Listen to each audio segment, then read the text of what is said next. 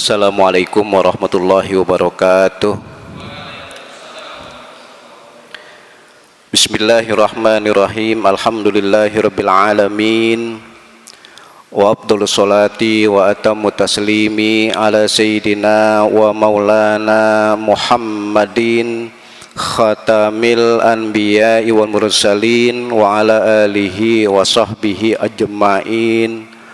Rabbi shrah li sadri wa yassir li amri wahlul 'uqdatam min lisani yafqahu qawli wala haula wala quwwata illa billahil aliyil azim. Amma ba'du. Hadirin Bapak-bapak, saudara-saudara, ibu-ibu sekalian, jamaah Masjid Jami Darul Ilmi PTIK yang berbahagia.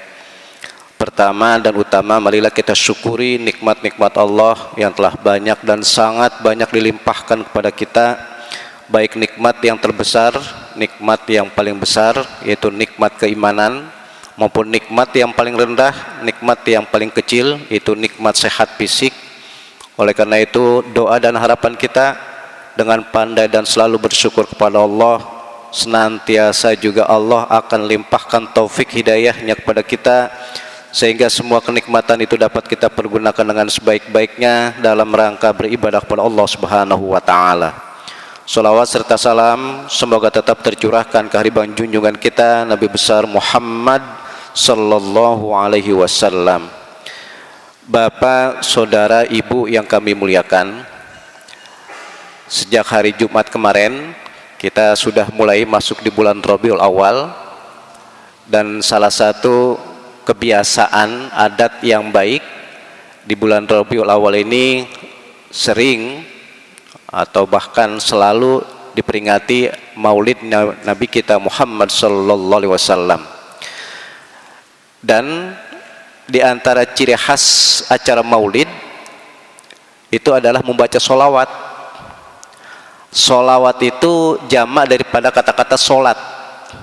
Jadi kalau sholat itu doa, kalau sholawat berarti doa-doa.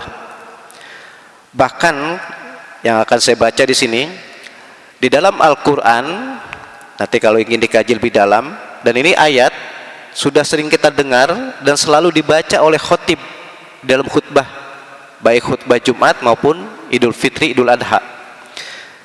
Yaitu dalam surat Al-Ahzab, tepatnya ayat yang ke-56. Sekali lagi, surat Al-Ahzab ayat yang ke-56, Allah berfirman, A'udzubillahi minasyaitonirrajim, Innallaha wa malaikatahu yusholluna 'alan nabi, ya ayyuhalladzina amanu shollu 'alaihi wa sallimu taslima. Allahumma shalli wa sallim alaihi. Di dalam ayat ini kata Allah, Innallaha wa malaikatahu yusholluna 'alan nabi. Innallaha, sesungguhnya Allah, wa malaikatahu, dan malaikat-malaikatnya itu berselawat kepada Nabi Muhammad sallallahu alaihi wasallam. Ketika memahami ayat ini, saya secara pribadi berpedoman kepada ungkapan para ahli tafsir. Makanya ciri ngaji ahlu sunnah wal jamaah, bahasa saya ini sekali lagi, ciri ngaji ahlu sunnah wal jamaah itu ketika memahami ayat, memahami hadis, itu jangan berpatokan kepada pemikiran sendiri, akan tapi kita berpedoman kepada pemikiran-pemikiran ulama. Nah, secara spesifik, secara khusus ketika bicara masalah ayat, tentu kita berpatokan kepada ungkapan para mufassirin, ahli tafsir. Ya, dari mulai ahli tafsir yang klasik seperti Imam Tobari, bahkan ahli tafsir yang kontemporer yaitu Asy-Syaikh Wahb Az-Zuhaili. Yang dimaksud Allah bersalawat pada Nabi itu apa, dan yang dimaksud malaikat bersalawat pada Nabi itu apa?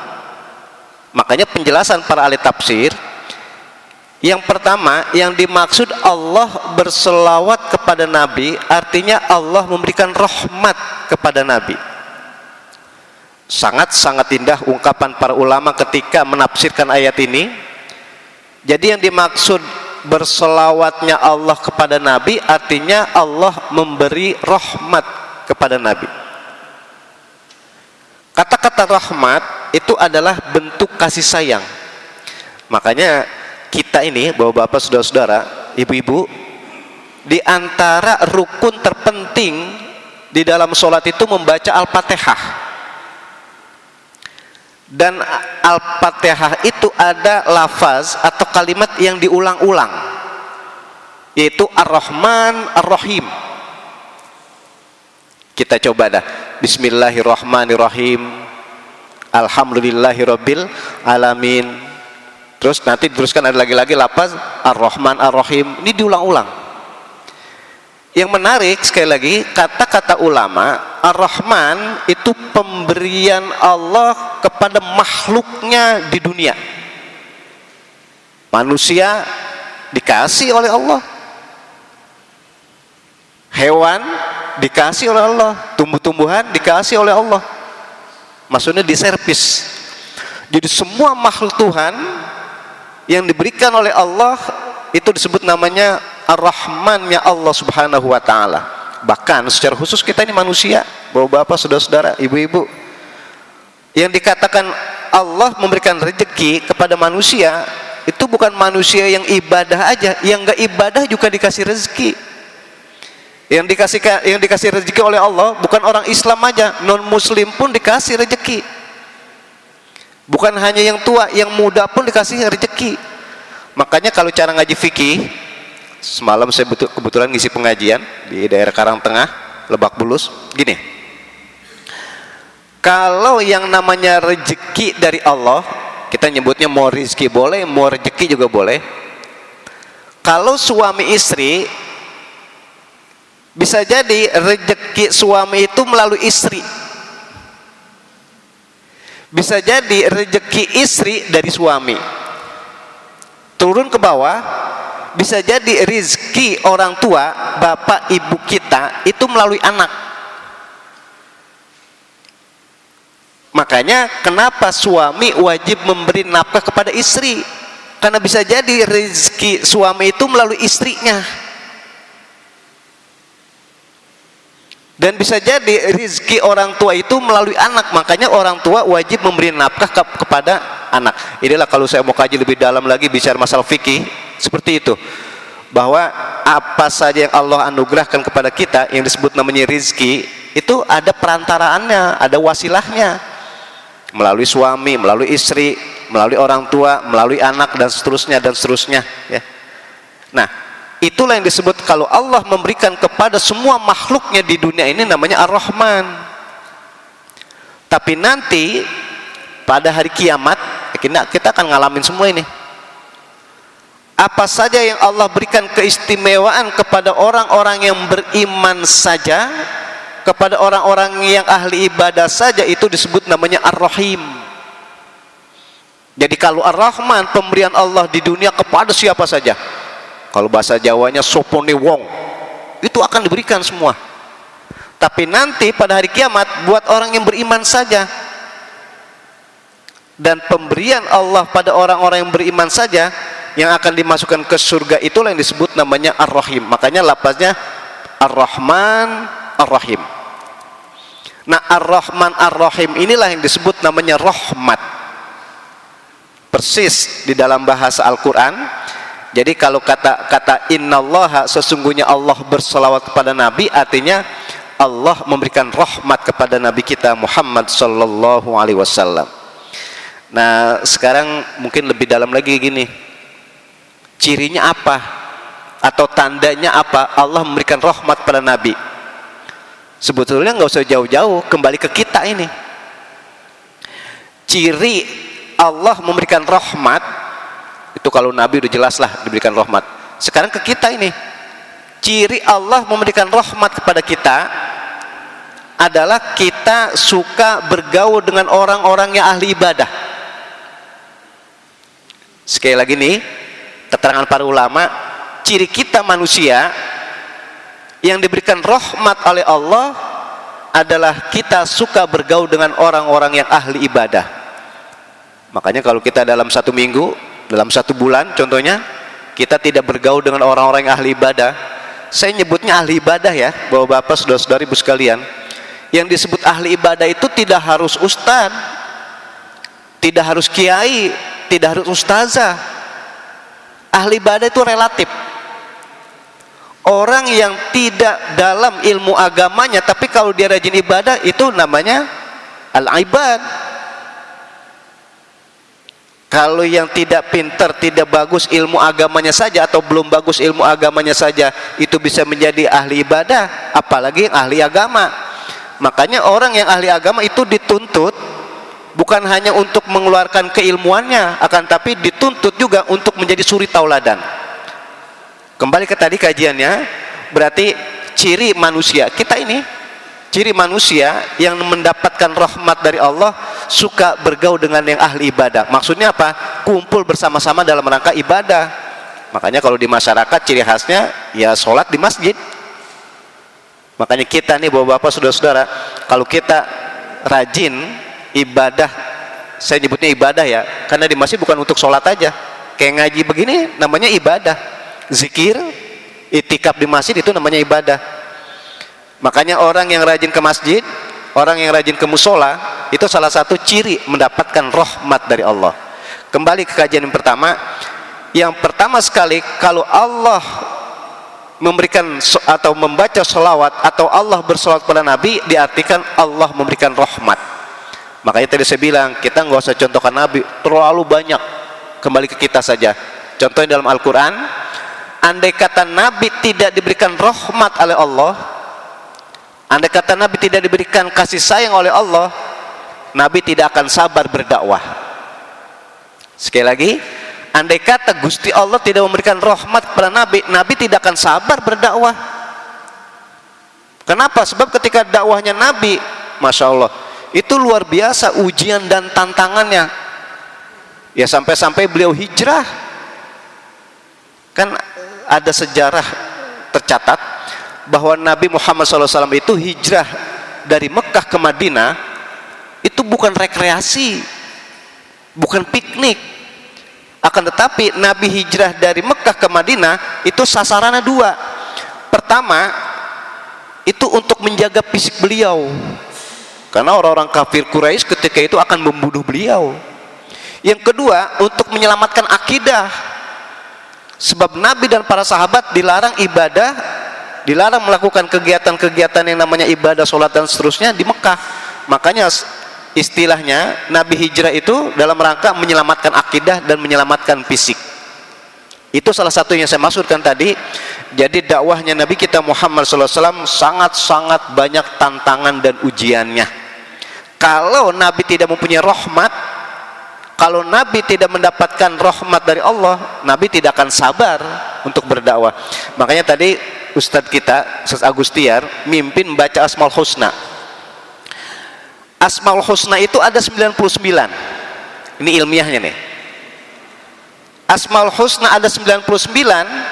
Yang terakhir, yang ke-99 itu As-Sobur.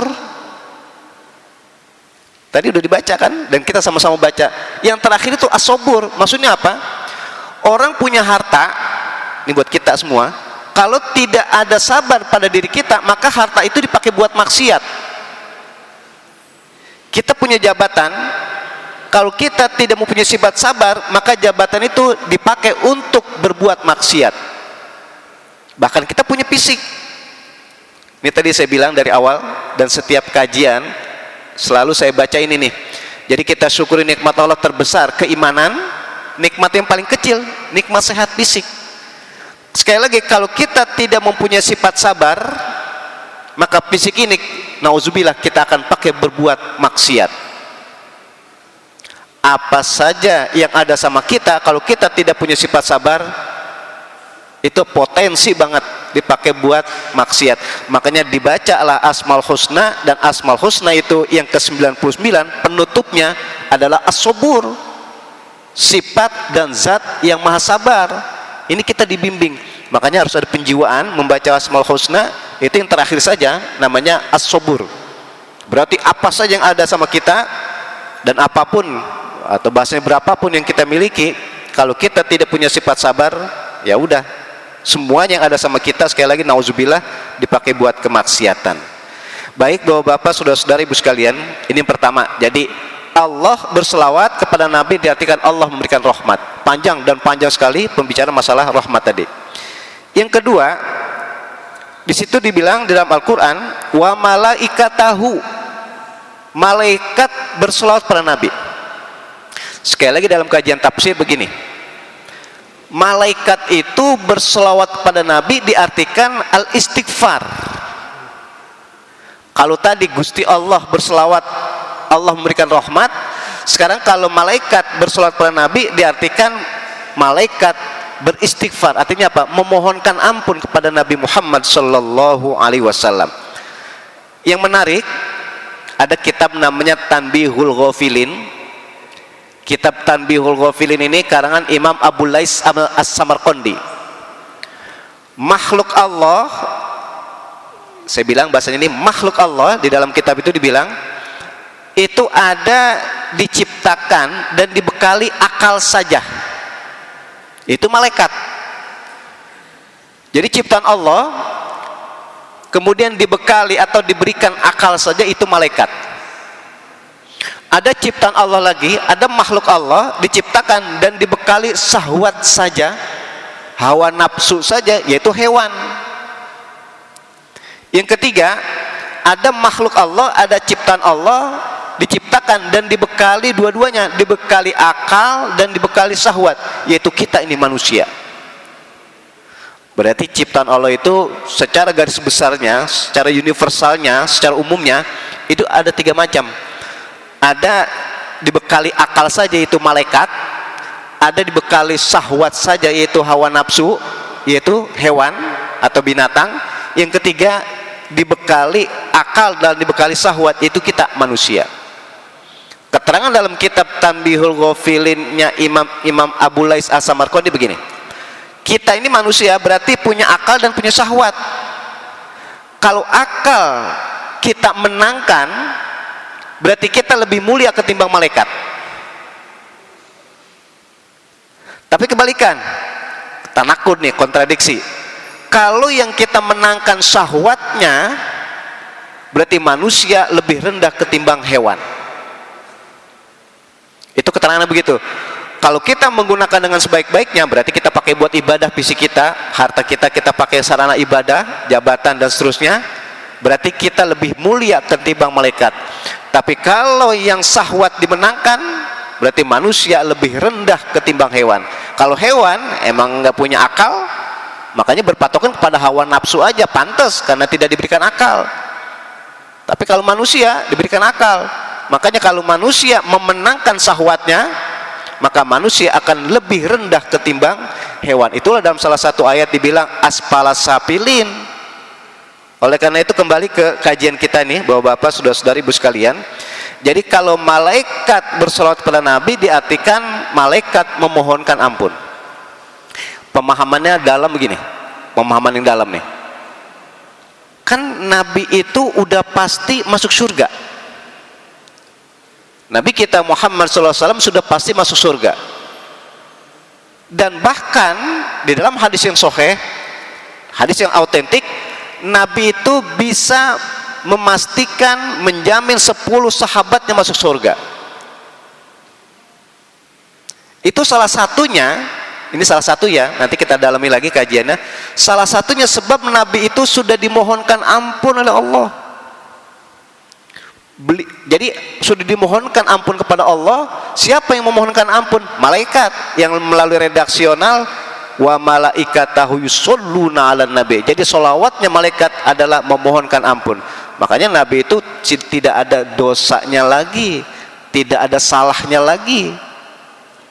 Bahkan dalam bahasa akidah, para nabi itu udah ismah, udah terjaga. Ismah itu terjaga ya, akan perbuatan salah dan akan perbuatan dosa. Nah itu tadi, jadi malaikat itu artinya berselawat, memohonkan ampun kepada Allah agar kesalahan dan dosa Nabi kita Muhammad SAW itu dihapus. Nah, udah, sekarang yang ketiga, yang terakhir, ada lafaz ya ayyuhalladzina amanu shollu alaihi wasallimu taslima. Kalau solawatnya Allah kepada Nabi artinya Allah memberikan rahmat, Yang kedua, kalau malaikat bersolawat pada Nabi diartikan malaikat memohonkan ampun. Yang ketiga, manusia ke kita ini bersolawat pada Nabi diartikan mendoakan Nabi. Jadi bahasanya doa, kan solawat tadi dari awal saya bilang kalau solawat itu diartikan doa. Kalau solawat berarti doa-doa.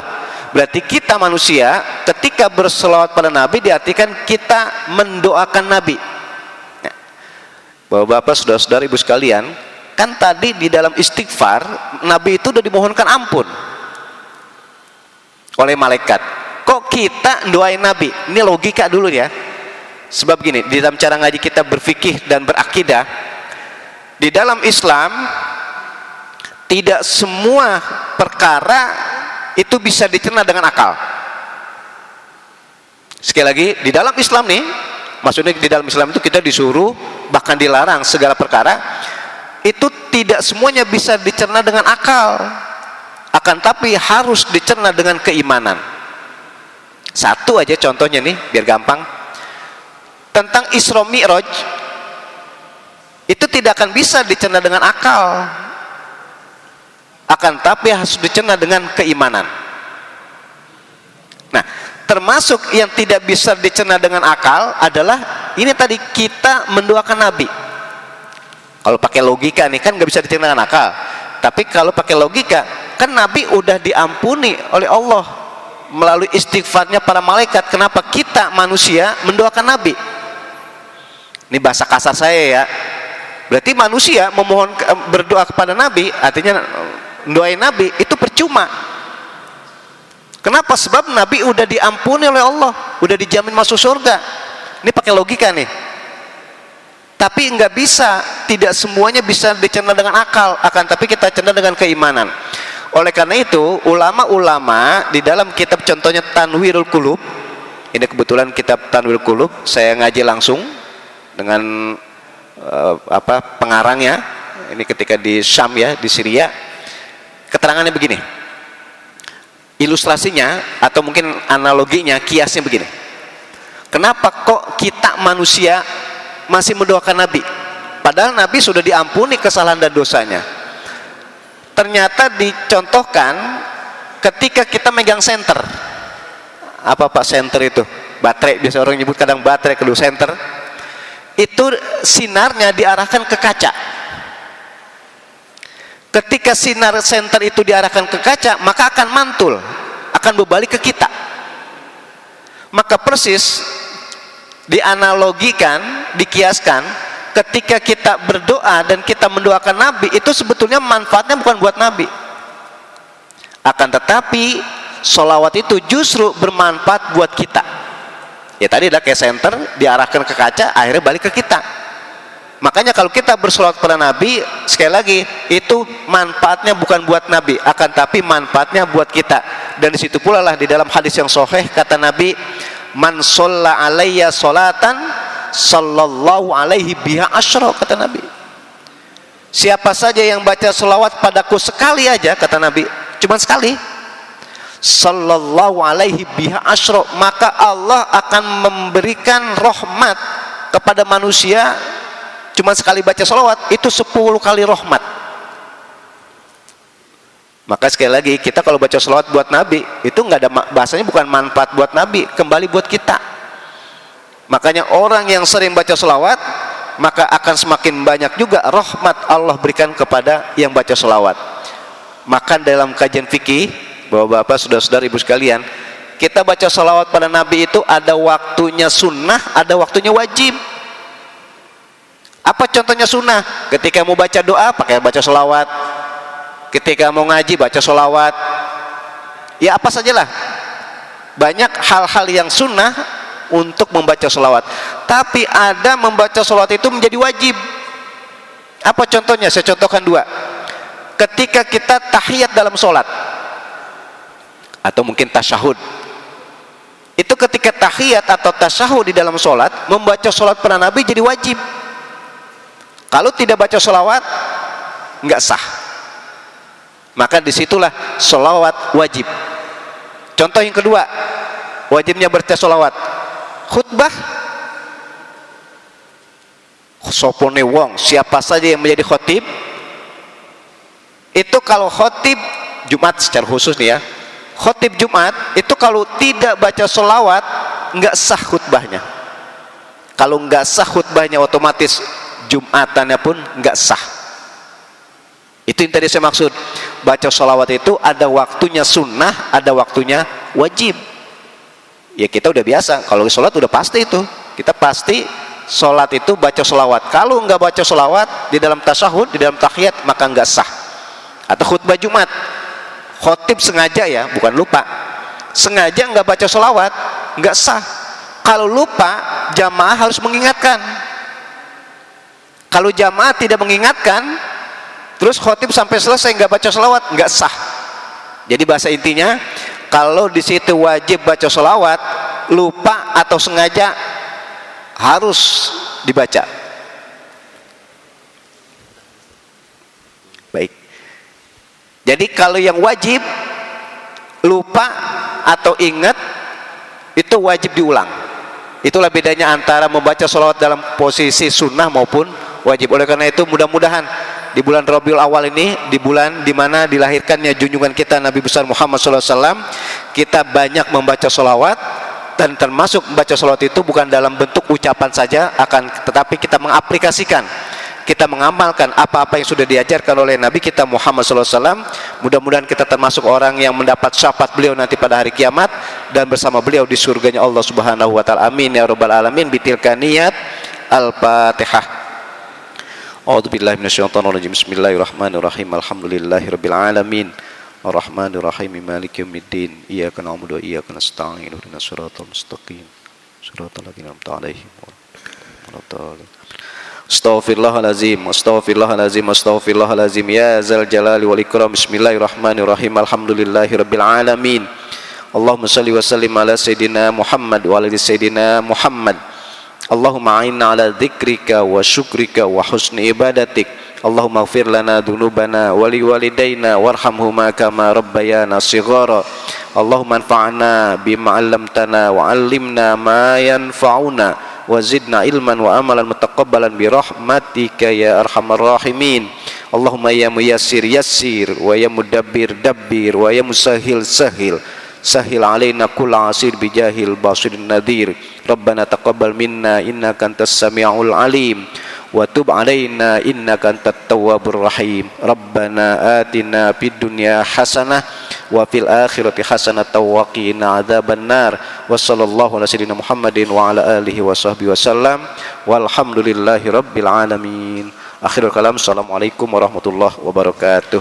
Waalaikumsalam warahmatullahi wabarakatuh. Terima kasih untuk ceramah pada pagi hari ini, semoga bermanfaat untuk kita semua. Untuk kegiatan selanjutnya mahasiswa dapat bergeser ke kelas untuk melanjutkan perkuliahan pada pagi hari ini. Terima kasih untuk tertib dan jalannya acara pada pagi hari ini. Wassalamualaikum warahmatullahi wabarakatuh.